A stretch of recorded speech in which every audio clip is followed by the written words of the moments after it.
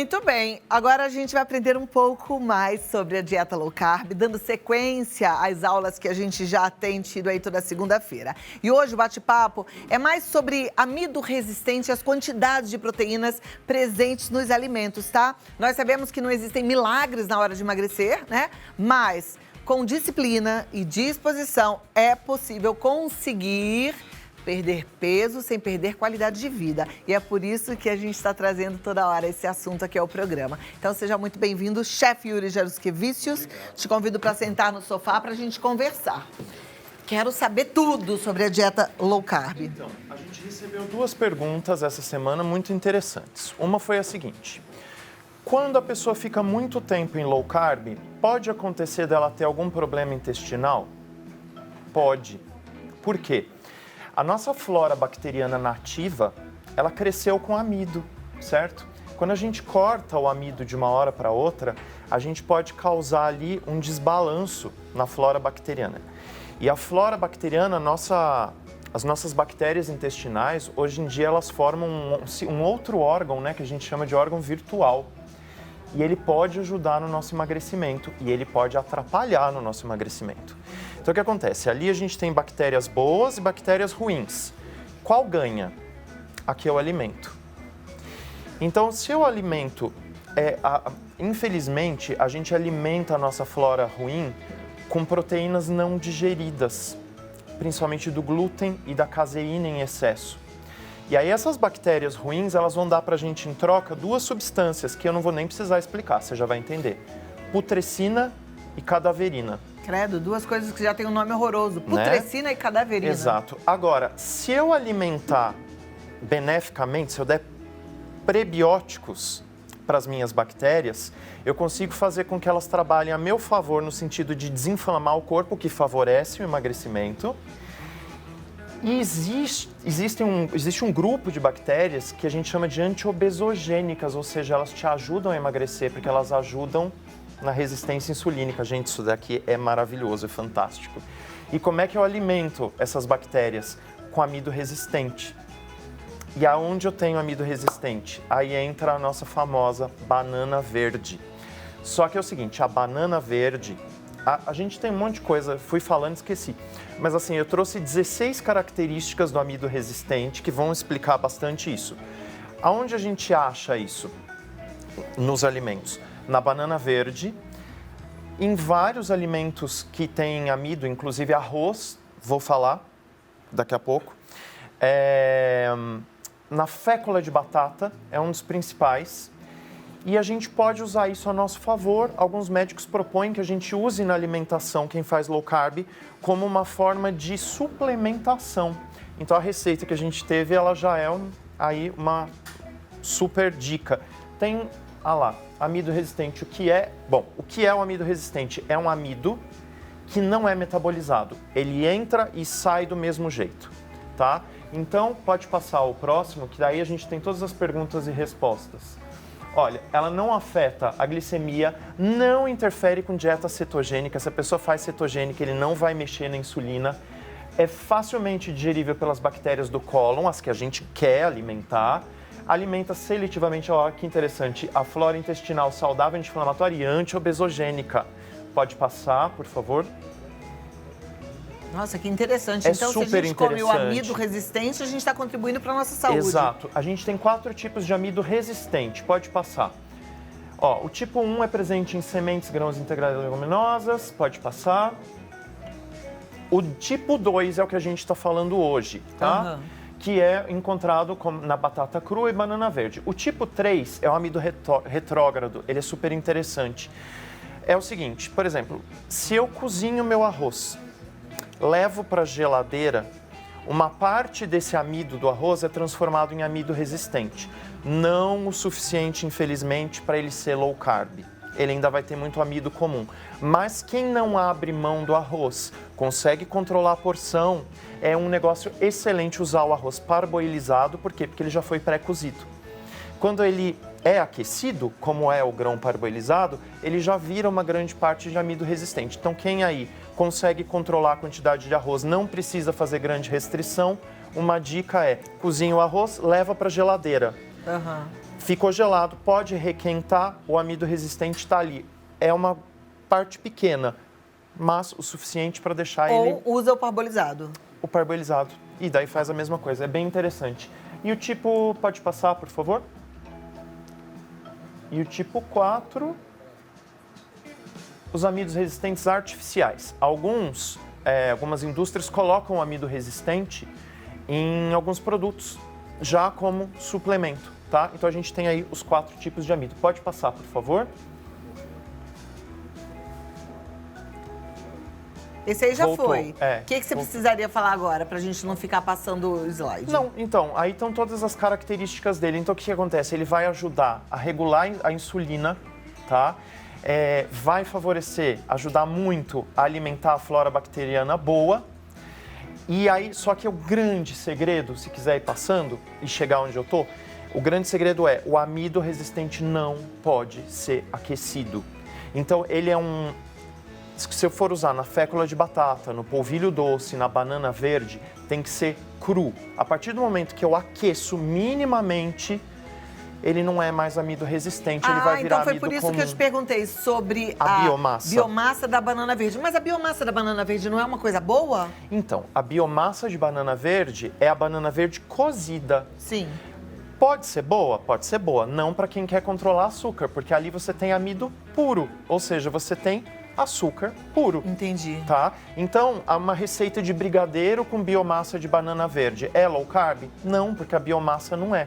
Agora, se você fizer algum tipo de receita, como a que a gente fez, usando de fato a banana verde crua, aí é low carb. Todo o amido da banana não vai ser absorvido. Entendi. Tá? Então, ele vai servir para alimentar a minha flora bacteriana boa, vai ajudar sim no emagrecimento, dá muita saciedade. Você vai me dizer daqui a pouco, tá?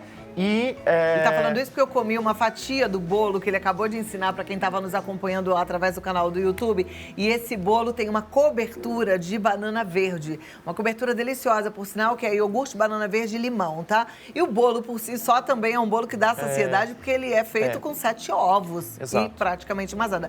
Ovo e coco. Exato. Né? Só que o amido resistente, o que acontece? Ele fica mais tempo na digestão, porque o corpo não sabe direito o que fazer com aquilo e tal, então ele traz saciedade, tá? Principalmente quando a gente coloca junto com proteína. Então eu dou uma dica aqui. A pessoa pode fazer em casa um shake de banana verde, botar um pouquinho de água, 2 bananas verdes, bater no liquidificador com algum sabor, um cacau, alguma coisa, você tem ali um shake maravilhoso, ou ela pode usar fécula de batata, crua, sempre crua. Então assim, gente, pode fazer biscoito não vai ser amido resistente, eu aqueci o biscoito, não é mais, tá? Então ele realmente tem que ser consumido cru. Efeitos colaterais, aí tá o que eu tava falando. Aí eu vou falar um assunto delicado, gases. Causa gases até o corpo acostumar. Então se você está numa low carb há muito tempo, seu corpo não lembra mais o que é amido, uma cetogênica, por exemplo, a pessoa não come amido, você vai alimentar essa população de bactérias e elas vão fermentar. É normal, tá? O que pode fazer? Diminuir um pouquinho. Os médicos, eles indicam 4 colheres de sopa de fécula de batata crua, que equivaleria a 2 bananas verdes. Tá. Isso você pode consumir por dia, no decorrer do dia, caso você queira aí usar os benefícios da banana verde para emagrecer, né? Do amido resistente, na verdade. E é isso. Super importante. Agora, proteína, né? Tá. Então, peraí, matamos um assunto que é o amido resistente. Isso. Se a gente usar, pelo que eu entendi é assim, Yuri, se eu usar amido resistente nas minhas refeições, eu vou ralentar essa minha digestão, vou ter mais saciedade, vou alimentar as bactérias que vão me ajudar no processo de saúde e emagrecimento. Exato. Maravilha. Agora vamos para a proteína, então. Aí, que isso é uma dúvida que eu acho que todo mundo que começa a fazer uma dieta low carb tem. Quanto eu posso comer de proteína? Então, essa foi uma pergunta, né? Como é que porque as pessoas fazem confusão, é compreensível. Com o seguinte, quanto pesa um ovo? 55 gramas. Ah, então eu tenho 55 gramas de proteína? Não, porque ali tem muita água. Na carne tem muita água. Tá? Então, assim, vamos falar das fontes proteicas mais abundantes na natureza, são as fontes animais, tá? Então, carne, ovos e o queijo, né? Os vegetais, eles têm proteína, só que normalmente essa proteína está acompanhada de amido. E se a gente está fazendo uma dieta low carb, a gente corta o amido. Então, assim, o feijão tem proteína? Tem.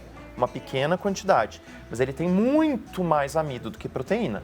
Se eu quero controlar a minha glicemia, eu vou tirar um pouquinho o feijão da dieta. E da onde eu vou tirar a minha proteína, que é o macronutriente mais nobre? Das proteínas animais. Claro que se a pessoa é vegana, ela vai ter que ver que estratégia ela vai adotar para repor isso.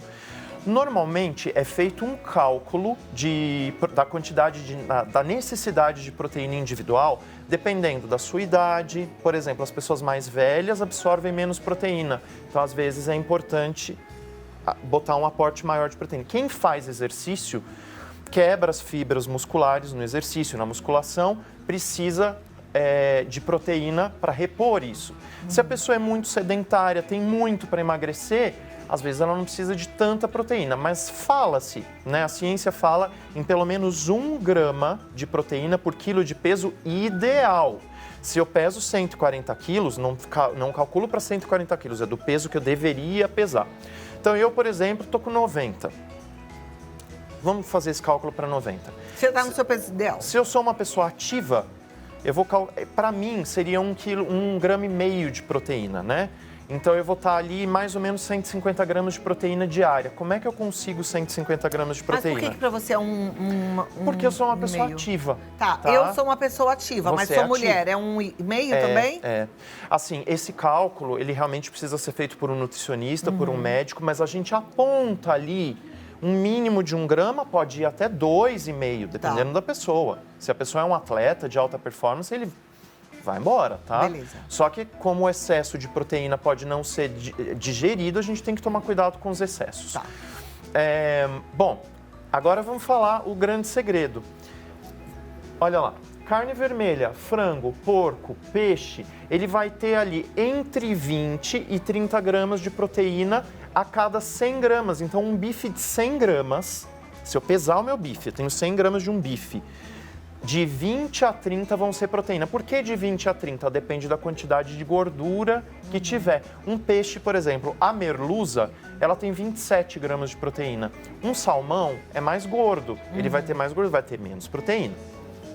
O ovo, ele tem 5 a 7 gramas de proteína por ovo. Então vamos dizer que eu vou comer só ovo e eu preciso de 150 gramas de proteína. Eu vou ter que comer 20 ovos por dia. Não é viável, né? Não. Assim, não é que seja impossível, Sim. mas não é viável. Então, por exemplo... Não, você vai ter que misturar, né? Eu estava aqui Exato. fazendo uma conta. Eu, por exemplo, vou comer, um bife de 200 gramas, eu já vou ter 40 gramas de Exato. proteína, vou comer 2 ovos de manhã, então eu já tenho 50 gramas de proteína. Ainda me sobram 40 gramas, porque eu fiz uma conta para ter 90 gramas de proteína. Aí eu tenho que consumir mais 40 gramas de proteína. É melhor eu tomar um whey protein depois do treino. Eu não coloquei, por exemplo, o iogurte natural, né? Ele tem 3 gramas de proteína em 100 gramas. É bem pouquinho. É bem pouquinho. Principalmente porque se você olhar o rótulo, e a gente vai falar de rótulo na semana que vem, se você olhar o rótulo, você vai ver que ele tem carboidrato também. Então, se você quiser tirar a sua proteína toda do iogurte, você vai consumir muito carboidrato Aí junto. não dá. O queijo é uma coisa interessante. Mussarela, a cada 100 gramas, ele tem 27 de proteína. Mas ele tem um absurdo de gordura e caloria. Então, assim, posso tirar a minha proteína toda do queijo? Não é negócio. Um torresmo tem proteína? Torresmo, ele tem proteína, é uma fonte proteica, mas ele tem muita gordura, tá? Agora, eu tenho uma coisa para te dizer. Eu ia falar... você estava comentando, né, que você deu uma diminuída no carboidrato e que que o pensamento fica meio diferente. Eu acho que você está entrando em cetose, isso é muito bom. E o que é cetose? Cetose é um estado metabólico onde o seu corpo passa a queimar a gordura dele mesmo porque você não está dando carboidrato suficiente.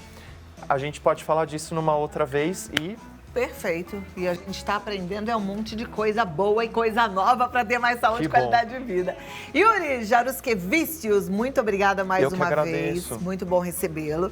O Yuri está no chefyuri.com.br, Yuri Bake Off 4. Ele dá mentoria, ele dá aulas sobre dieta low carb. Você pode entrar em contato lá no Instagram para ter todas as informações. Yuri Bake Off 4. Até a próxima. Eu agradeço muito. Muito obrigada, viu? Obrigado você. Beijo na sua mamãe também. Obrigado.